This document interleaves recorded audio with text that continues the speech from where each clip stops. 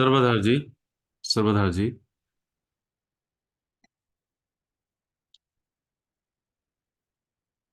आज का विषय हम सब ने बहुत ही कई बार महाराज जी की ये दोहा पढ़ा है। वाणी में हम अक्सर गायन भी कई बार कर चुके हैं कि कहाँ से आया, कहाँ नर जाए, कौन तेरो मुकाम, मंगत सार ये विचारना, मानुष जन्म का काम। कभी कभी हम ऊपरी तरीके से ही कई बार पढ़ जाते हैं, लेकिन हर वाणी, हर दोहे का बड़ा ही गहरा अर्थ है और हर दोहे पर, एक एक शब्द पर मनन करने की आवश्यकता है। तो आज दास अपनी बुद्धि से जो कुछ भी समझ पाया है, इस दोहे में एक एक शब्द का, एक एक लाइन का चर्चा की जाएगी। सत्पुरुष, जब भी हम संसारियों की बात करते हैं या यूं कहें कि मार्गदर्शन करते हैं, तब बात जीव की हो रही होती है। हम सभी बड़े भाग्यशाली हैं कि शरीर और जीव का सही सही भेद समझ आने लग गया है। यह सब असली सत्संग व सच्चे दरबार के कारण है। वरना संसार में सत्संग जगह जगह हो रहे हैं, चर्चा करने से पता चल जाएगा कि अभी उन्हें जीव शरीर से अलग स्वतंत्र व पूर्ण आनंद सत्ता है, इसका संशय बना हुआ है। शरीर क्या है, जीव क्या है, महाराज जी ने इन सब बातों पर बड़े ही खुल के चर्चा की है, जो कि हमारी बुद्धि में दिन प्रतिदिन बैठती भी जा रही है। जब भी हम सत्संग सुने, चाहे वचनों या वाणी को पढ़ें, तब सबसे पहले सिर्फ स्वयं के विषय में सोचना चाहिए कि जो कुछ कहा जा रहा है वो सिर्फ और सिर्फ मेरे लिए है।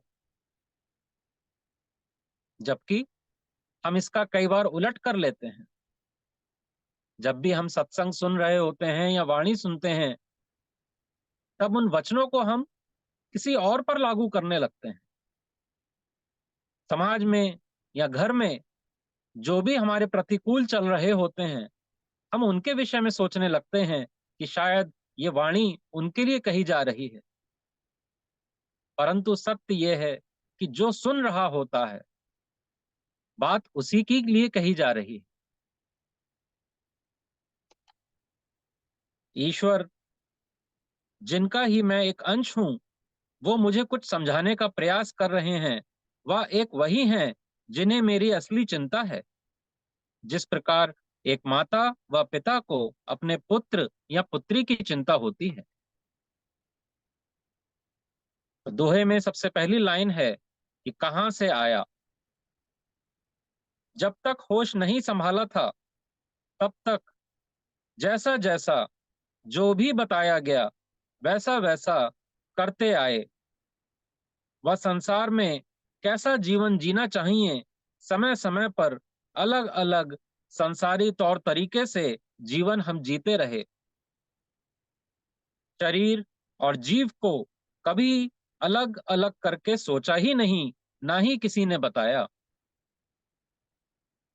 प्रारब्धवश जब सत्संग श्रवण किया, तब आंखें खुली कि असली जीवन है क्या।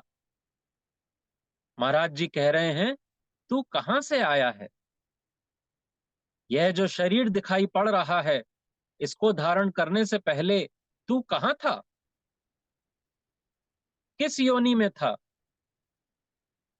कैसा शरीर पहले प्राप्त था। महाराज जी कहते थे कि कोई ना कोई पशु योनि या जड़ योनि में थे, और अब कोई बहुत बड़ी कृपा हुई है कि यह मानुष चोला मिला है। परंतु यह समझना होगा व सदैव याद रखना होगा कि यह मानुष चोला मेरा परमानेंट या स्थायी घर नहीं है। जैसे बाकी शरीरों को छोड़ना पड़ा, ऐसे ही एक ना एक दिन हम चाहें या ना चाहें इस शरीर को भी छोड़ना ही पड़ेगा। वाणी में आया भी कि नदी किनारे तरवर कब लग बांधे धीर, एक लहर की धार से बिखर जाए शरीर। यह अटल सत्य है प्रेमियों।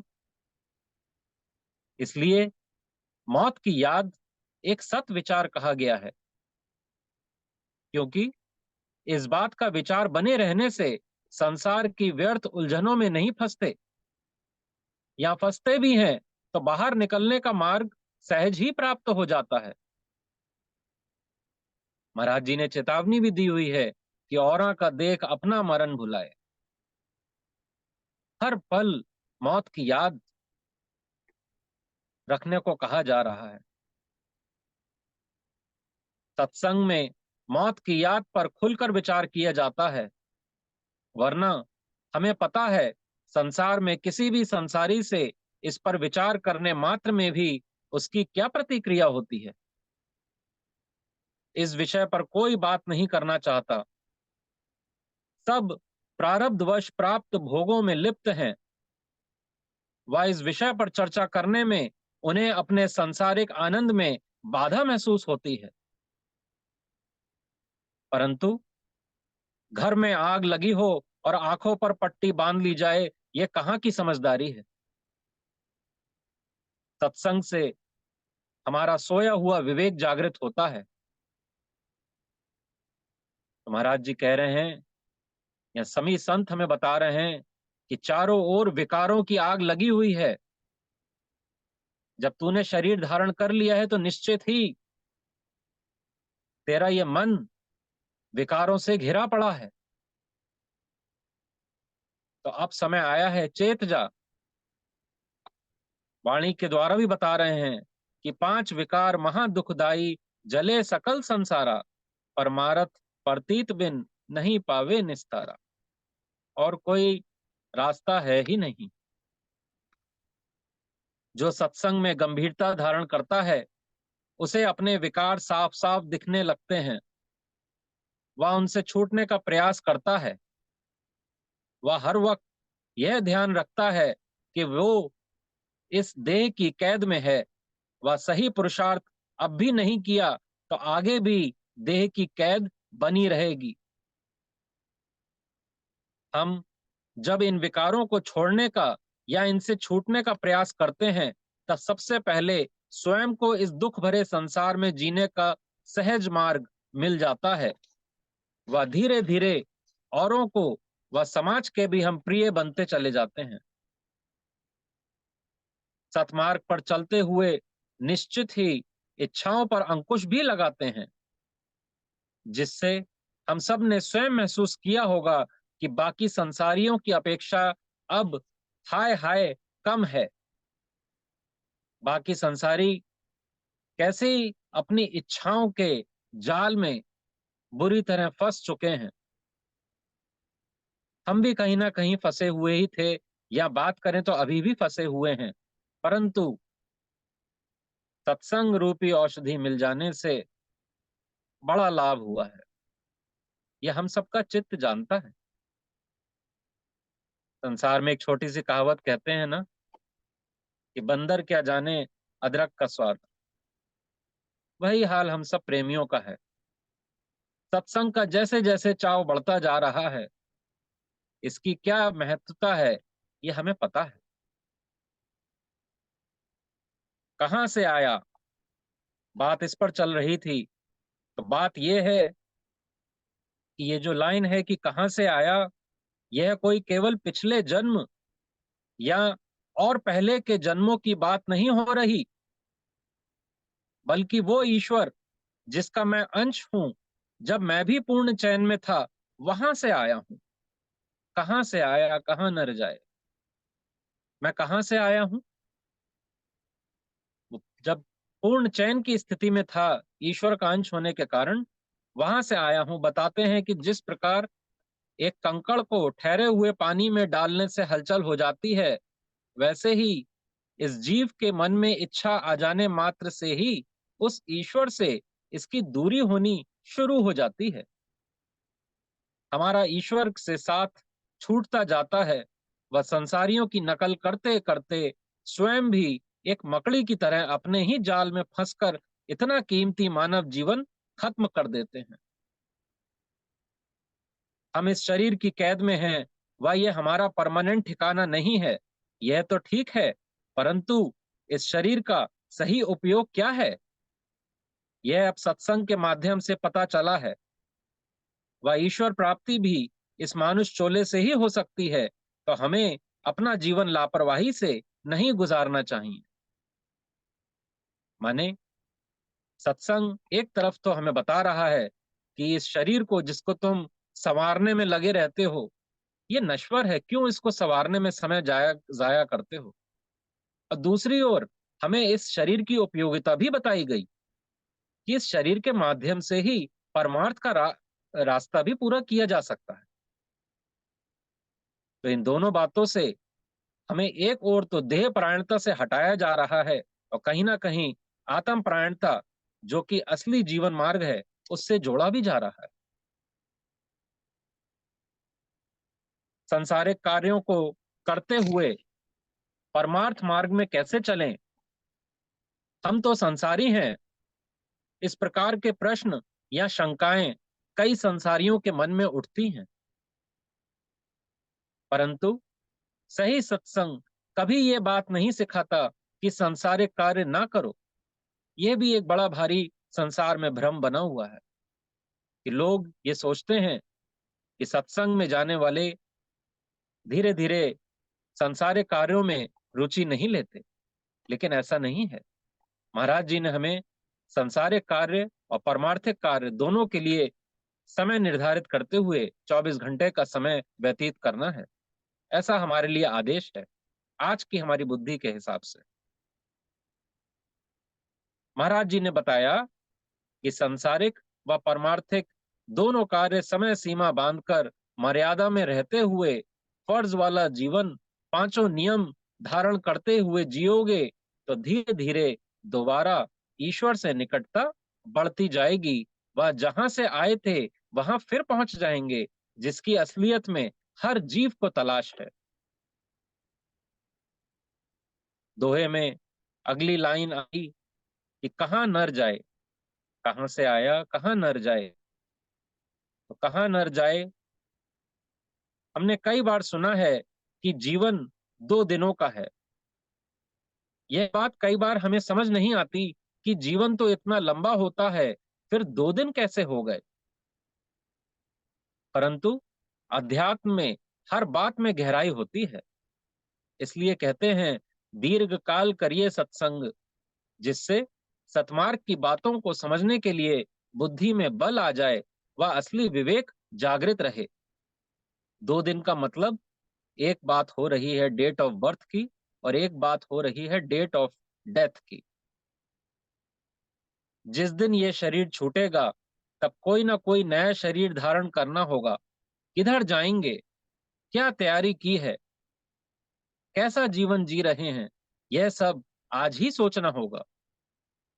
श्वासें जब तक आ रही हैं वह जा रही हैं, शरीर भी स्वस्थ है, भोग भी बने हुए हैं। ऐसे में सतमार्गी विचार बन पाना मुश्किल होता है।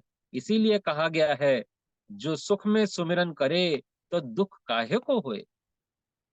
आज जब हमारा सब शरीर स्वस्थ है और भी समस्त भोग उपलब्ध हैं, ऐसे में ज्यादा से ज्यादा ईश्वर में ध्यान लगाएंगे, तो जब दुख के पल आएंगे भी तो वो हमें परेशान नहीं कर पाएंगे। सांसारिक जीवन में घोर अनिश्चितता है। कितने जीवन ऐसे थे कि समस्त संसारिक ऐश्वर्य होते हुए भी अचानक किसी न किसी कारणवश मृत्यु का सामना करना पड़ा। इन सभी उदाहरणों से हमको सबक लेना चाहिए कि वक्त है कम और मार्ग है लंबा। इसलिए अपने चलने की गति और तेज करनी होगी। दोहे में तीसरी बात आई कि कौन तेरो मुकाम। और जब ये बात समझ आ गई कि जो ये शरीर दिखाई दे रहा है इस प्रकार पहले भी कई शरीर धारण कर चुके हैं, वह एक न एक दिन इस शरीर ने भी नाश को प्राप्त हो जाना है। महाराज जी हमें सचेत कर रहे हैं कि तुम्हारी कोई मंजिल भी है या नहीं, या यूं ही बार बार शरीर धारण करते रहोगे व मृत्यु को प्राप्त होते रहोगे। कितने ही भोगों को तू भोग चुका है। याद रख, चाहे कितने भी भोग भोग ले, परंतु तू तृप्त ना होगा, बल्कि अपने भोगों की प्यास को बढ़ाकर इस देह का त्याग करेगा। माने यदि भोगों में लिप्त जीवन जिया तो मार्ग और लंबा हो जाएगा। वह जैसे अभी तक भटकता हुआ एक के बाद एक नई देह धारण करता चला आ रहा है, आगे भी भटकता रहेगा। इस प्रकार के विचार का बना रहना सही विवेक कहलाता है, जो कि सिर्फ और सिर्फ सतमार्ग में ही हो सकता है। बहुत सारे संसारियों से जब कभी इस प्रकार की चर्चा होती है, तब उनका कहना होता है कि भाई, ना तो पहले का पता है, ना आगे क्या होगा उसका पता है, तो जो कुछ भी अभी उपलब्ध है उसे भोगो और मजे से जियो। ऐसा एक आम संसारी धारणा है। इस प्रकार की सोच को ही माया भ्रम कहा गया है। वह यूं कह सकते हैं कि विवेक जागृत ही नहीं हुआ है। कामना रूपी अगन में जीव जले दिन रात, मंगत मार्ग धर्म में जीव शीतल हो जाता। जब कभी संसारी तौर तरीकों से जीते हुए कोई गहरी चोट लगती है, तब यह बात एक आम संसारी के जहन में भी उतरती है। या अपने घर में, अपने पड़ोस में, या अपने किसी करीबी रिश्तेदार की मृत्यु अगर देख लेते हैं, तब जो गहरा दुख उनको सामने आता है, तब उनकी बुद्धि में ये बातें ठहरती हैं। संसार की मौज मस्ती कुछ इस प्रकार की है, जैसे शरीर में कहीं दाद या खाज या खुजली हो जाए। इसमें होता क्या है कि खुजली बहुत मचती है, जिसे खुजाने में आनंद भी आता है, परंतु जितना इसका आनंद लिया जाएगा, उतना ही जख्म गहरा होता जाएगा। आनंद क्षणिक व रोग गहरा और लंबा होता जाता है। वह ठीक होने में ज्यादा समय लगेगा। यही बात गुरुदेव समझा रहे हैं कि संसार, शरीर सदा से परिवर्तनशील है। शरीर और शरीर के भोग स्थिर नहीं रहते, बल्कि एक दिन यह प्रिय शरीर ही दुख का कारण बन जाता है। इसलिए मैं इस देह से अलग सत्ता हूं, ऐसा विचार प्रतिदिन व हर क्षण बनाए रखने की कोशिश होनी चाहिए, जिससे इस शरीर व मन के कष्ट तक से हम अलग हो जाते हैं। सत्पुरुषों की आंतरिक स्थिति ऐसी ही हो जाती है कि शरीर पर कितने ही कष्ट हों, परंतु एक उफ तक नहीं है, एहसास ही नहीं है कि शरीर में कोई कष्ट भी है। महाराज जी के कान का दर्द देख लीजिए। साधना में बैठे हैं तो पता ही नहीं चल रहा है कि कान में कोई दर्द भी है। महर्षि रमण का हमें पता है, उनका ऑपरेशन हुआ था तो उनको डॉक्टर ने एनेस्थीसिया की बात कही थी। उन्होंने कहा था नहीं, कोई एनेस्थीसिया की आवश्यकता नहीं है, और उनका पूरा ऑपरेट विदाउट एनेस्थीसिया ही हो गया था। स्वाध्याय सिमरन करते करते करते करते कैसे यह जीव इस शरीर से एक अलग सत्ता का आभास बन जाता है, ये सत्पुरुषों की जब हम जीवन गाथा पढ़ते हैं तब पता चलता है। महर्षि रमण कहते थे कि शरीर एक छाया के समान प्रतीत होती है। कभी कभी यह भी लगता है कि संतों ने कोई पाप नहीं किया होता है, फिर उन पर कैसे इतना कष्ट आ जाता है। हमें याद रखना चाहिए कि संतों में अपार करुणा होती है, और कभी कभी करुणावश अपने शिष्यों के कष्ट को अपने ऊपर ले लेते हैं। यदि हमारे गुरु के प्रति श्रद्धा सच्ची है, तब हमें उनसे अपने कष्टों को दूर करने की मांग नहीं करनी चाहिए, बल्कि जो कष्ट प्रारब्धवश मुझे ही भोगना है, उसे सहन करने की ज्यादा से ज्यादा शक्ति मांगनी चाहिए। जबकि एक आम संसारी संसार में हम देखेंगे, मनोकामना देवी के नाम से मंदिर कितने बने हुए हैं कि अपनी कामनाएं पूर्ण करने की बात हो रही है। शरीर के जो कष्ट है उनको दूर करने की बात हो रही है, जबकि वो सब हमारे पैकेज में ही है, उनको हम ही को भोगना है। इसलिए उनको महाराज जी से ये हमें नहीं कहना चाहिए कि हमारे कष्टों को दूर कर दें, कष्ट जो मिले हैं उन्हें भोगने की हमें शक्ति प्रदान करें, ऐसा हमारा उनसे मांगना चाहिए।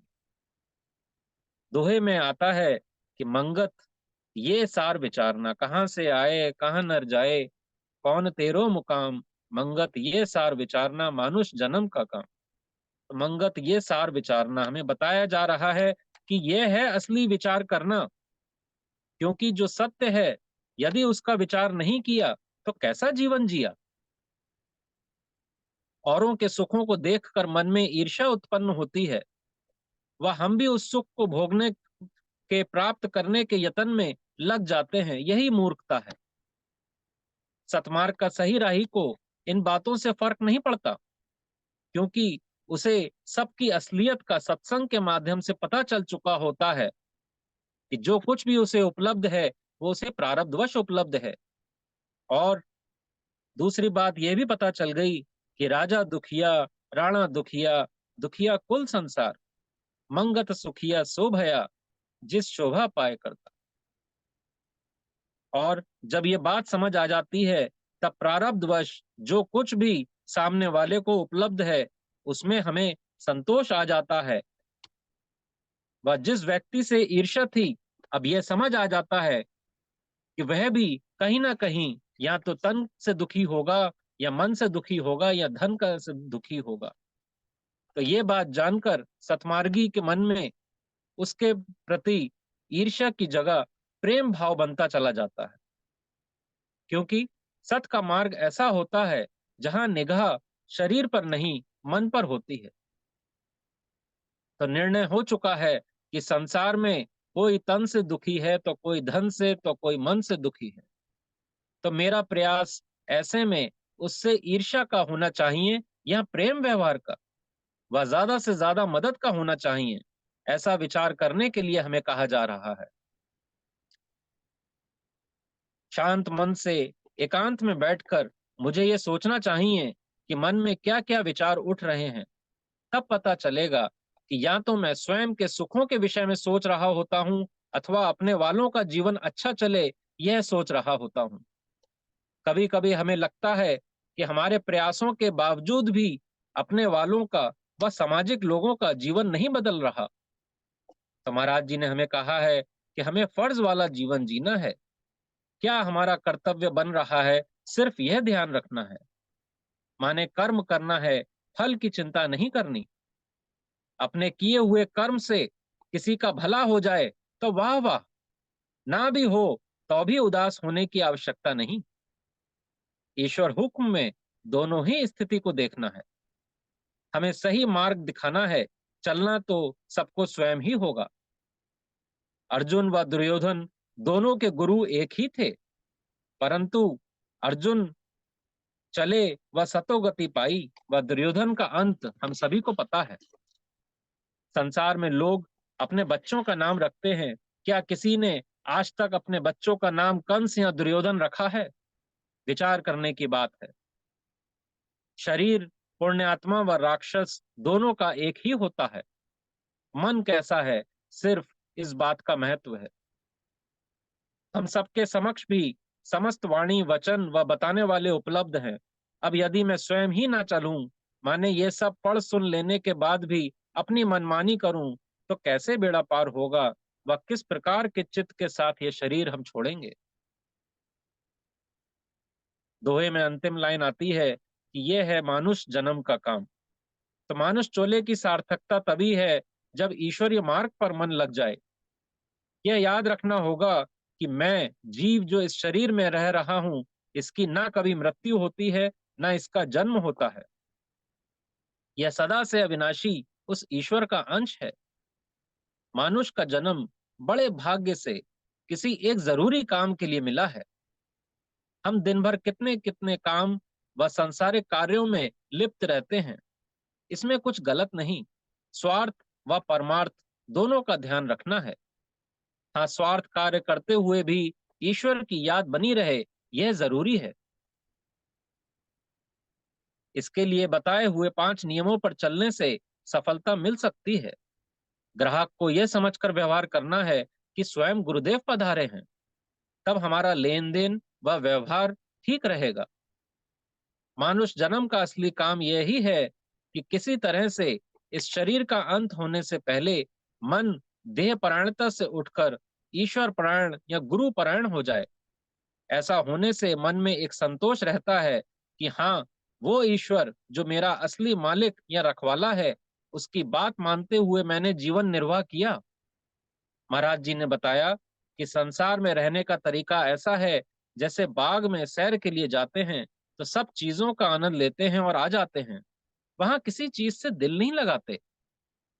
ऐसे ही संसार में किसी भी वस्तु व्यक्ति में आसक्ति ना रखो। प्रारब्धवश जो कुछ उपलब्ध है उसे भोगो, परंतु निरासक्त भाव से।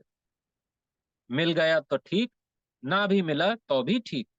इस प्रकार की जीवन शैली जीते हुए हमारे सभी सकाम कार्य भी निष्कामता का रूप धारण करते जाएंगे, जो कि हमारा ईश्वर व गुरु कह रहे हैं कि यही असली काम है।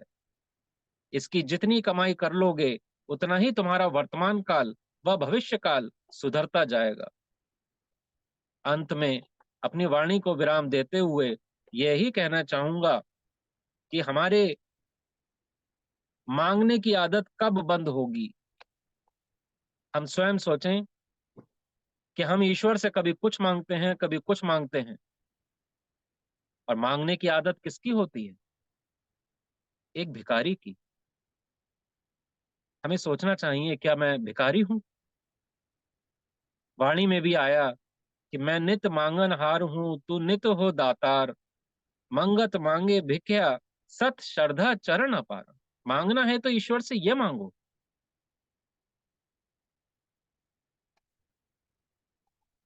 समय है कम और मार्ग लंबा है। संसार में और कोई हमें क्या कष्ट देगा? अपना प्रिय शरीर ही सबसे ज्यादा समय के साथ साथ कष्ट देने लगता है। मन को या तो ईश्वर में लगा लो या इस देह में, यह हमारी बुद्धि पर निर्भर करता है। अब कोई कृपा हुई है जिससे महाराज जी के मिलने से हमारा भटकना बंद हो गया, सही दिशा मिल गई है, व इस मार्गदर्शन का सही उपयोग करने से अपना आवागमन बंद करना है। इसी का नाम मोक्ष या कल्याण है, जो कि मेरा असली काम भी है और मेरा अधिकार भी। ओम ब्रह्म सत्यम सर्वम।